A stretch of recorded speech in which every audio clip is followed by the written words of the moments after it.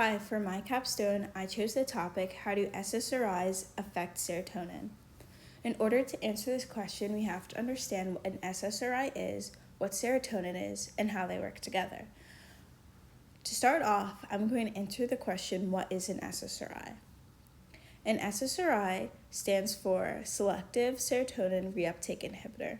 These increase the levels of serotonin in the brain.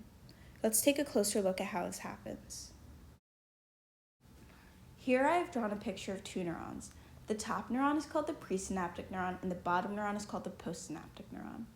In between these two neurons is a gap where they do not touch. This is called the synaptic cleft. The dendrites of the postsynaptic neuron are receiving neurotransmitters from the axons of the presynaptic neuron. In order to have a better understanding of this, we'll take a closer look and examine one synapse between the presynaptic neuron and the postsynaptic neuron. As I mentioned, the neurotransmitters are released from vesicles in the presynaptic cell and bind to the receptors on the postsynaptic cell. These neurotransmitters bind to the receptors and cause changes down the line. Since the vesicles release the neurotransmitters in bulk and not one by one, there are always excess neurotransmitters floating in the synaptic cleft, waiting for an available receptor to bind to. In blue, we can see that there are two proteins. These proteins would naturally go and clean up the excess neurotransmitter in the synaptic cleft. It would recycle it back to the cell it came from for it to be used again. This process is called reuptake. If someone is taking an SSRI, this is what is inhibited. By limiting the removal of neurotransmitter reuptake, this will increase the levels of neurotransmitter in the synaptic cleft. That specific neurotransmitter is now able to do its function for longer. Now that we have talked about the cellular mechanisms of SSRIs, we can talk about how they are used medicinally. SSRIs are used to treat many disorders, including OCD, general anxiety disorder, abbreviated GAD, panic disorder, bulimia, PTSD, and of course depression.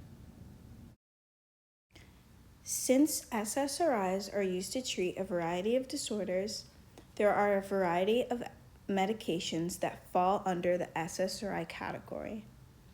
There's Prozac, Zoloft, Celexa, Lexapro, Paxil, or Pexevra. Now that we have talked about what an SSRI is, we can talk about what serotonin is and what the difference is between serotonin and dopamine. Serotonin is a neurotransmitter. A neurotransmitter is a chemical that carries a signal to other cells and eventually to your brain. Serotonin also functions as a hormone, but we'll be focusing on its function as a neurotransmitter. Serotonin, often abbreviated 5-HT, influences a number of things such as mood, learning, body temperature, hunger, and sexual behaviors. Serotonin is most commonly referred to in medical settings when someone has a lack of it. A lack of serotonin is thought to play a role in emotion, mood, and sleep, and as I mentioned, is linked to a wide variety of disorders such as depression, anxiety, general phobias, and more. Serotonin is commonly referred to as the feel-good chemical, along with dopamine. So what is the difference between the two? Dopamine focuses on rewards and motivation. It's commonly seen in drug addiction. Dopamine also works on body movement, coordination, increases your appetite, and is stored mostly in your brain. Serotonin, on the other hand, is associated with happiness, focus, and calmness. It impacts bowel function, appetite, suppresses hunger, and is stored mostly in your gut. Now that we have talked about what SSRIs are as well as what serotonin is, we can put the pieces together. SSRIs inhibit reuptake.